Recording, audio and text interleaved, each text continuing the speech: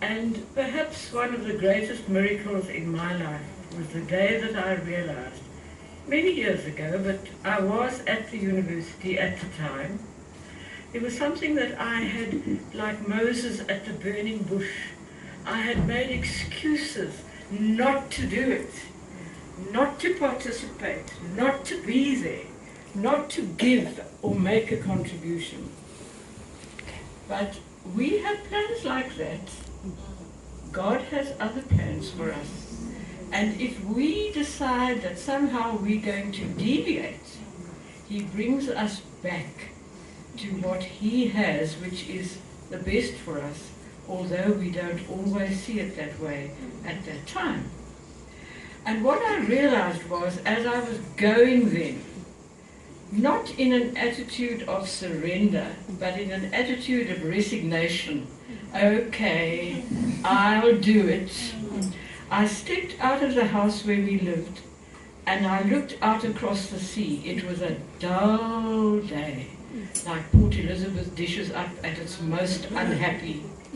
The clouds were over all from 180, 360 degrees. The sea was the color of lead.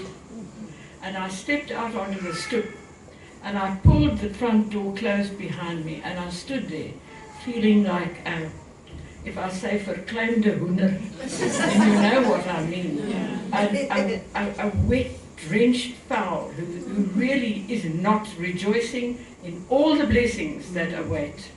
And as I stood there and contemplated for a moment, a tiny little hole appeared in one of those clouds, and a ray of light shot down onto the water, and it came sparkling across the water. It seemed right up to where I was standing. And the word that I heard was, the power that was there on the day of creation, when God said, let there be light.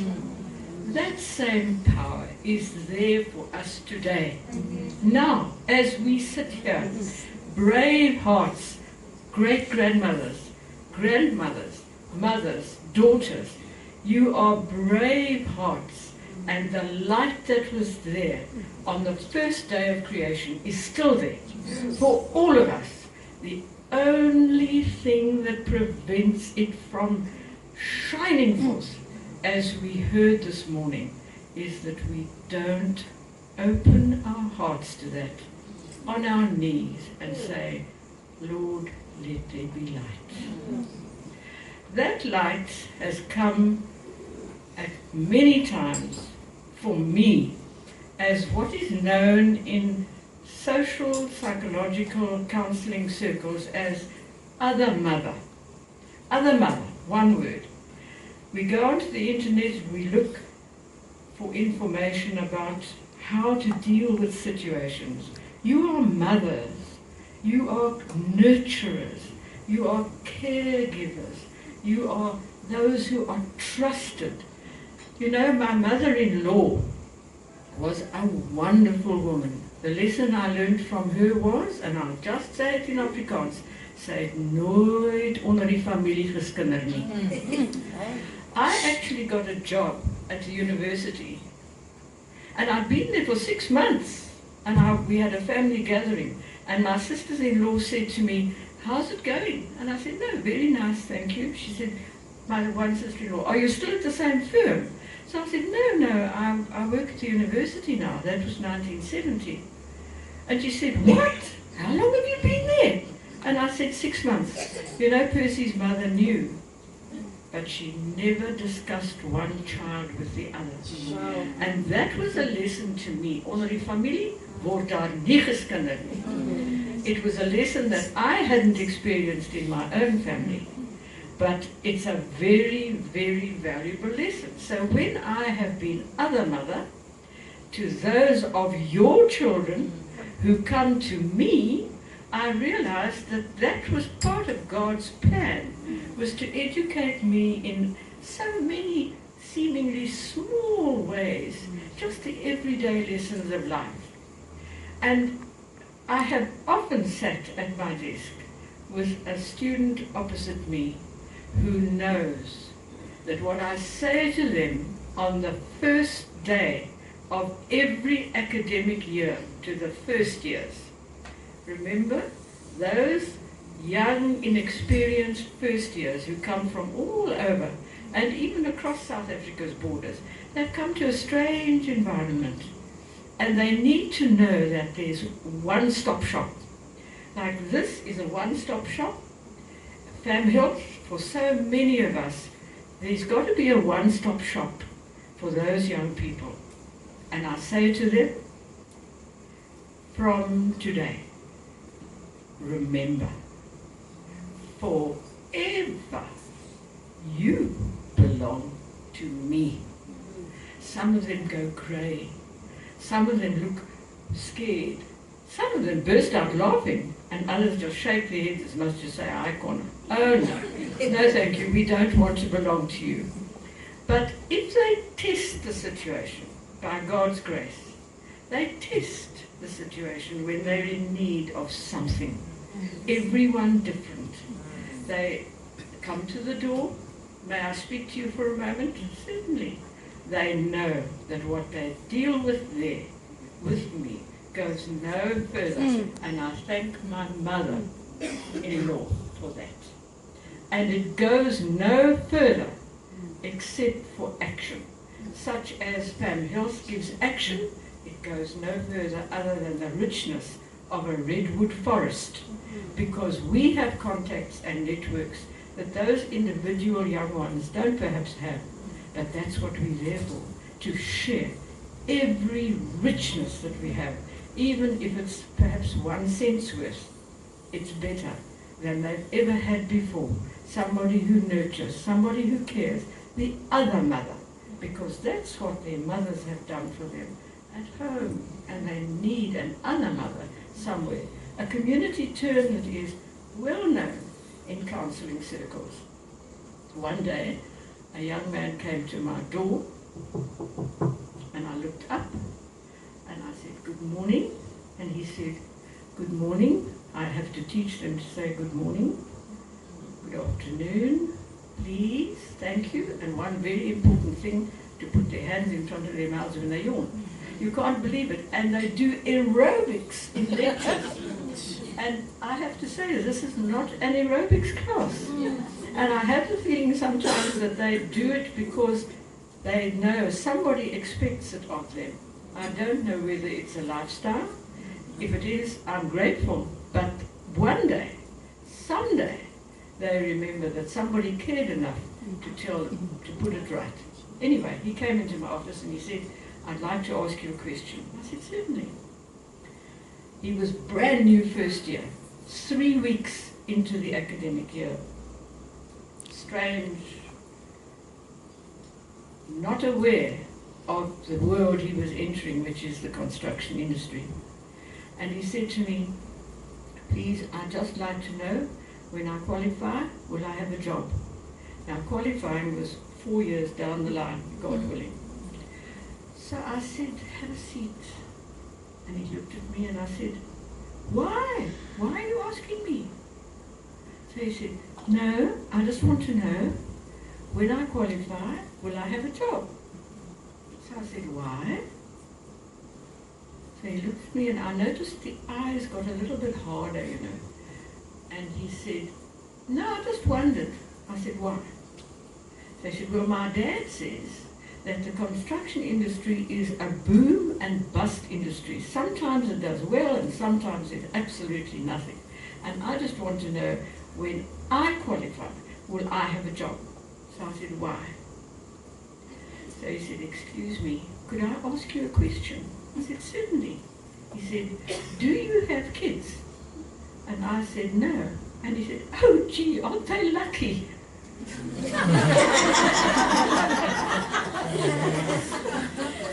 Anyway, we settled the matter of the job. I said to him, can I ask you a question? And he said, yes, sure. So I said, when things are tough, is everybody always out of a job? And he said, no. So I said, who are those who are never out of a job? And he said, They must be the most reliable people that will not ever not be wanted by people who need a service. I said, you're quite right. Now, will you or will you not have a job? And he said, can you get me a job right now? The answer was yes, because I don't do their canvassing behind their backs. I picked up the phone on my desk, it was my own line at the time, and I phoned a colleague in town, and I said, please, Barry, I've got a young man here who's looking for a job. So he said, oh, Gaye, who is he? I said, no, he is a junior consultant in the making. I don't call them students, junior consultant in the making. So he said, how far is he? So I said, 3 weeks.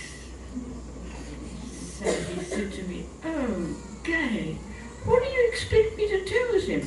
So I said, thank you very much, Barry. He will come and see you. He'll make an appointment to see you. And that was it. I said, now you go, this is the address, this is the telephone number, you make an appointment, you dress properly, and you go along and you keep the appointment. He worked there from first year 3 weeks to final year 4th year, and he worked there for 5 years after he qualified, and then he opened his own practice. So did he have a job or didn't he? But brave hearts, grandmothers, great-grandmothers, mothers, daughters, gentlemen, we cannot sit back and not utilize the blessings that God has given us. Somehow in the nurturing, that is a blessing that one is imbued with and that you must share. I don't know whether anybody here is old enough to remember Springbok Radio. Okay, I'll bring up Springbok Radio. Think of a prefab building. You know those prefab buildings get very, very hot in summer. They have windows down the side. They have 2 doors at that end and 2 doors at this end. And I used to give lectures in Bird Street in a prefab building on a Friday afternoon. And one day I had a prac and there were about 60 students there. And I noticed,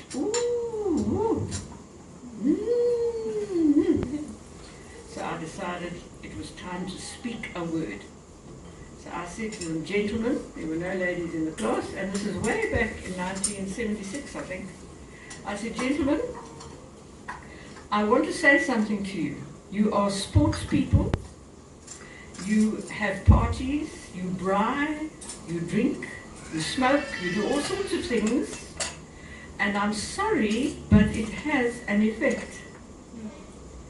Please, bath, shower, wash your hair, brush your teeth, and if you don't know what to use, listen to Springbok Radio.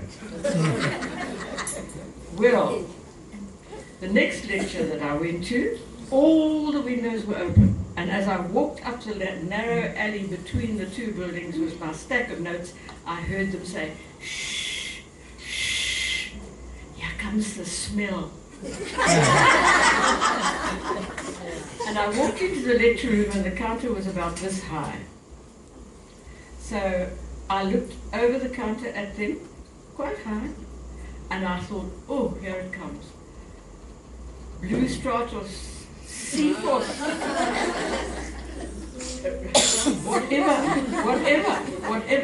I never said a word. But 2 events followed that. It was a terrible Sunday night one evening, and there was a knock at the door at about 8:30, and Percy and I were getting ready for bed. And Percy went to the door, and he came and he said, oh, there's a huge guy in the lounge. He says he wants to see you. So I said, who is it? They said, I don't know, but he's huge. I said, okay. So I went out and I said, oh, hello, Johan. What brings you here? He said, no, I'm just going to change my program. I'm going down to Stellenbosch to the theological school. I'm going to become a pastor. I'm changing from the building industry to becoming a pastor. But I just want to ask you, was it me? And I said, what do you mean, was it you? He said, I'm very sorry to say, but did I stink?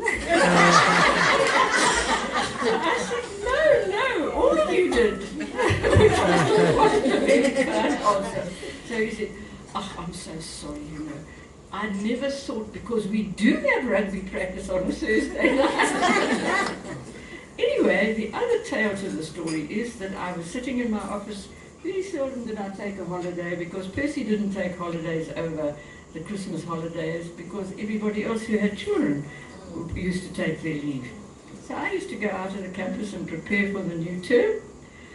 And you know how it is with these ozite tiles on the floor. You actually don't hear somebody walking in an enclosed space. And something made me look up. And there in my office door was a young man, and he stood like this.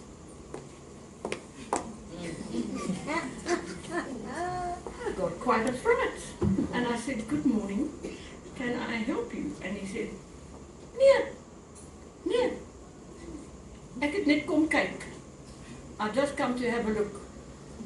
So I said, "Oh, well, do come in and sit down." I said, "What did you want to look at?" He said, "I want to look at the person who achieved more in one day than my mother achieved with my elder brother in 21 years. You got him to Bath."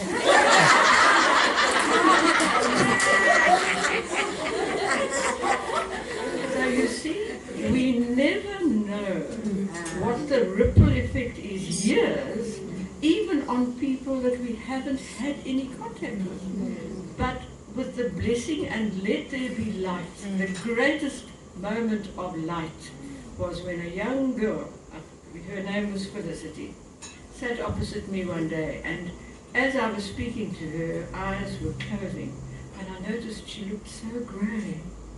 And I said, "Felicity, what's the matter?"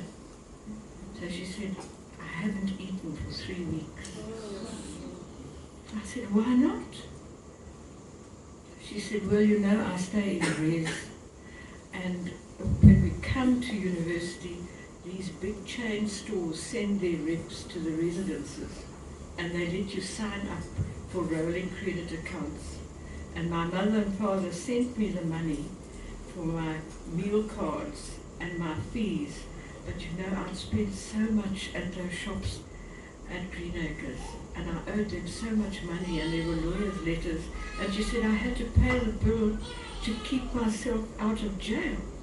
And she said it was very bad, and I just haven't had money for food.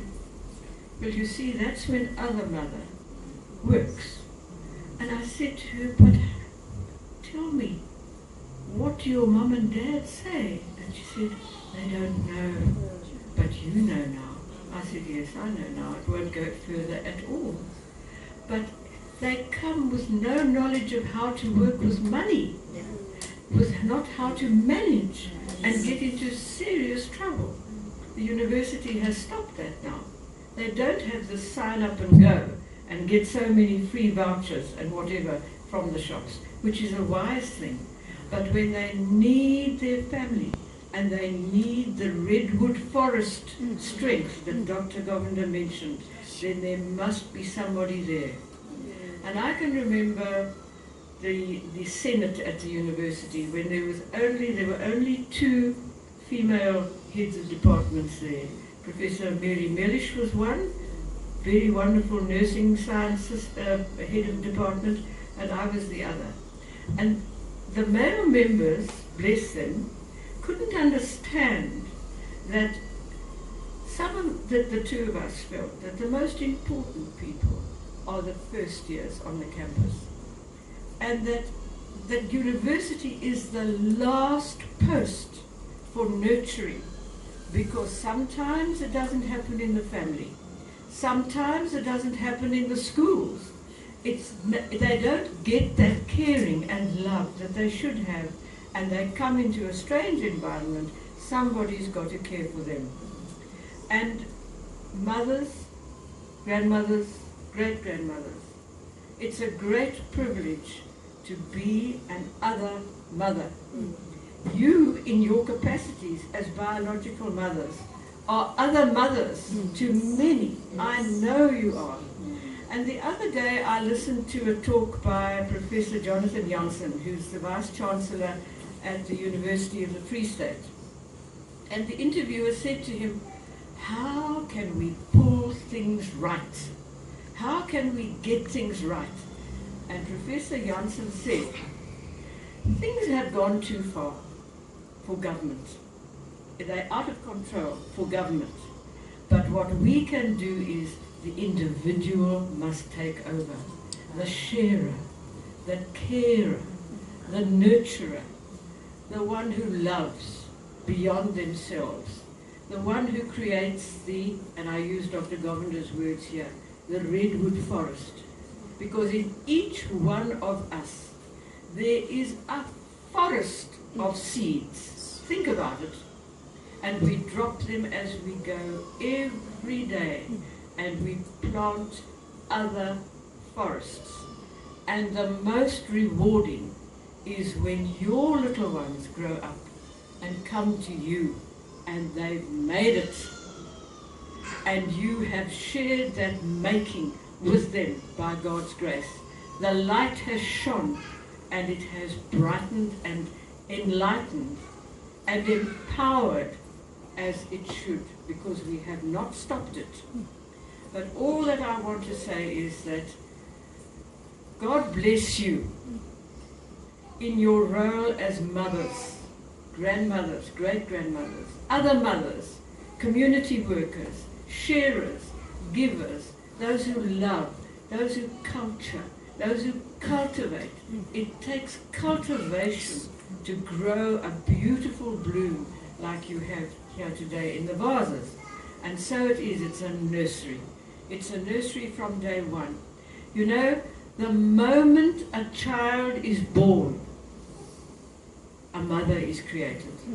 Up to that point, there has been a woman, but at the time of birth, that woman becomes a mother with all the responsibility and the privilege and the joy and sometimes the heartache of the one who loves and cares and gives birth. The natural state of motherhood, and that is where I salute you, is one of absolute unselfishness. 4 pieces of pie, 5 of us. I don't much care for pie. It's okay. I don't much care for pie. You are no longer the center of your own universe. That universe shifts to your little ones, to your children. But the God who created them and who created us and our mothers and great-grandmothers and forebears before us, He is still on the throne. I leave you with that thought. Thank you very much.